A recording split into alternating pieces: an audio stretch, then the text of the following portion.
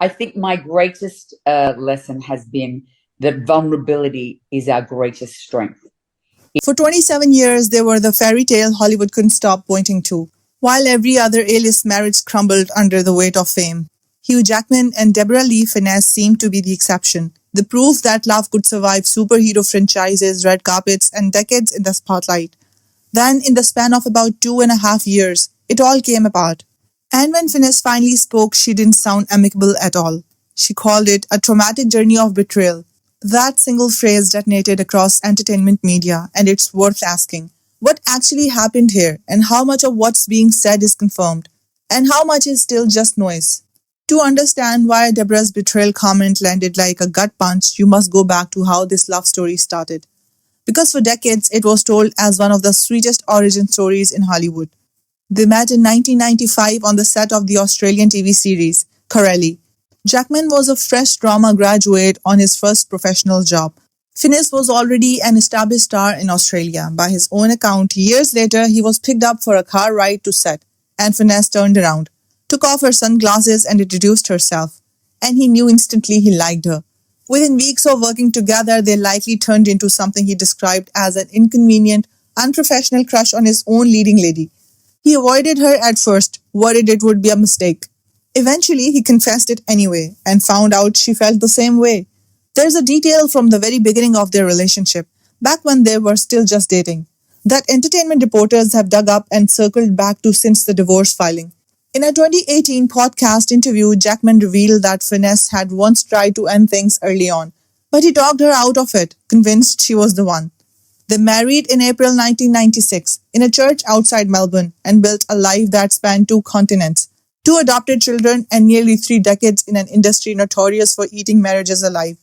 That backstory is exactly why the events of 2026 feel less like an ordinary celebrity split and more like a slow-motion unraveling of something people genuinely believed in.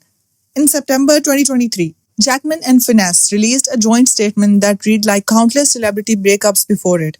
They described almost 3 decades together as a wonderful, loving marriage and framed the split as a mutual decision to pursue individual growth. No mention of conflict, no mention of anyone else. Just 2 people allegedly grew apart on good terms. For nearly 2 years, that was the story the public accepted. Jackman kept working, kept showing up at premieres, kept being the beloved song and dance Wolverine everyone rooted for.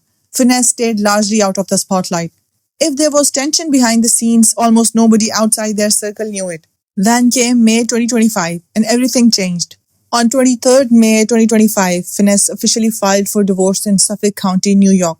And this time she didn't stay quiet. In a statement that stunned fans who'd believed the amicable split narrative for 2 years, she wrote, "My heart and compassion goes out to everyone who has traversed the traumatic journey of betrayal."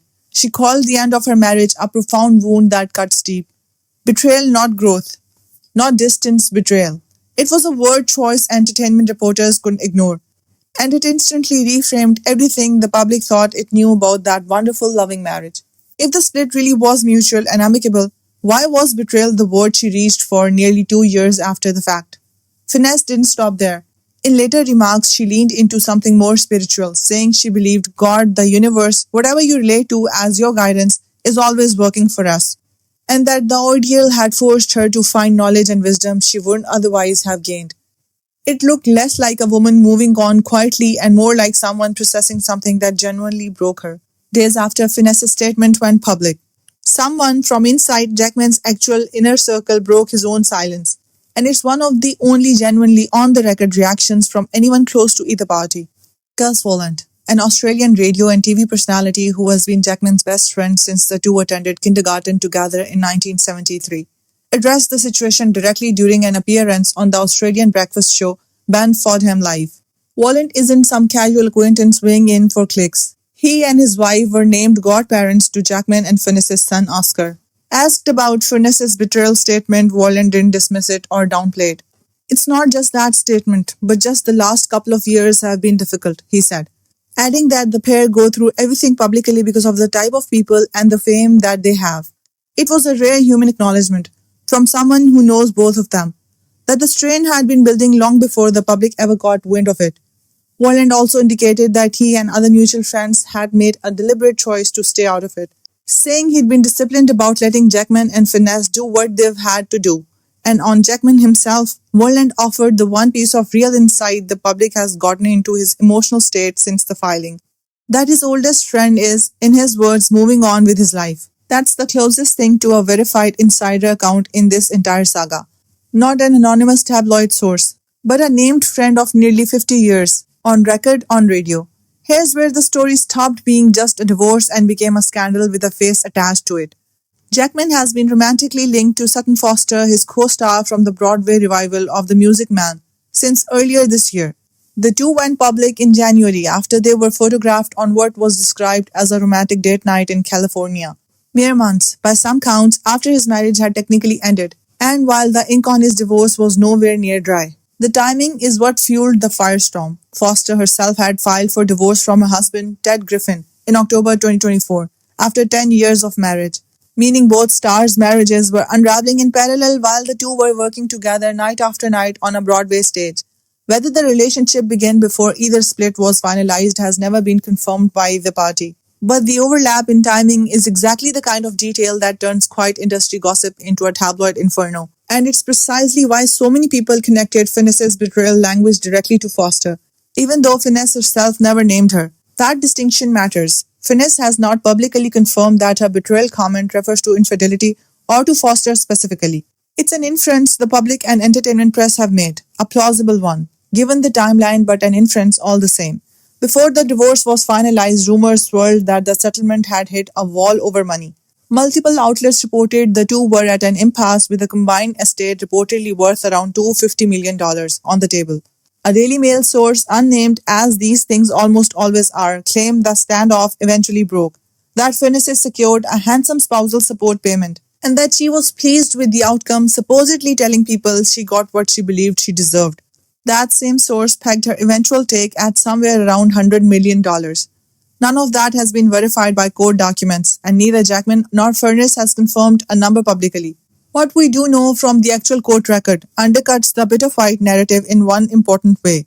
When Finesse filed on May 23, 2025, her own filing described the terms as uncontested, needing only a judge's signature. The case was disposed just 16 days later, on June 12, 2025, a remarkably fast turnaround for a marriage of nearly 3 decades, and one that strongly suggests whatever fighting happened privately, well before the filing ever became public. So which is true? A hard-fought, nearly collapsed negotiation over 9 figures, or a clean, pre-negotiated, uncontested filing? Possibly both, at different points in time.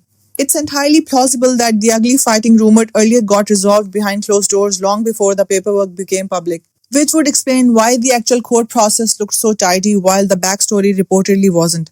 That's speculation, not confirmation.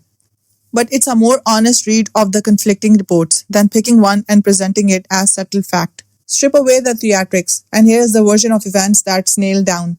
Jackman and Finesse met in 1995, married in April 1996, and separated in September 2023. After 27 years, Finesse filed for divorce May 23, 2025. The case was disposed June 12, 2025.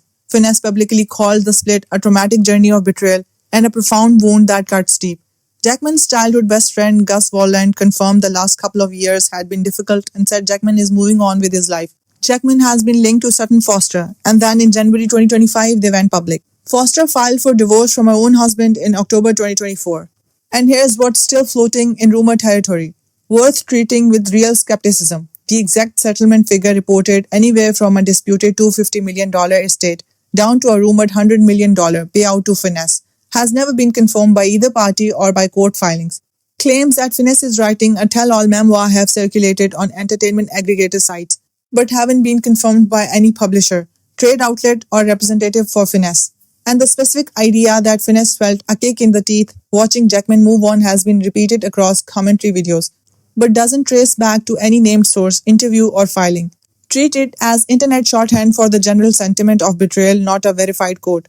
Part of what makes this saga so magnetic is the contrast of a couple that spent 27 years being held up as proof that Hollywood marriages could work, undone in a way that looked from the outside almost textbook, the co-star romance, the overlapping timelines, the betrayal language arriving right on schedule with the divorce filing. It has the shape of every celebrity split cliché, which is exactly why people can't stop talking about it. But shape isn't proof. Finesse has given the public real, raw language about pain and betrayal. That part isn't rumor, it's her own words. What she hasn't done is confirm the details everyone's filing in around those words. Who, exactly how much money, or what she plans to say next. Until she or Jackman says more on the record, the rest is still just the internet connecting dots that may or may not actually be connected.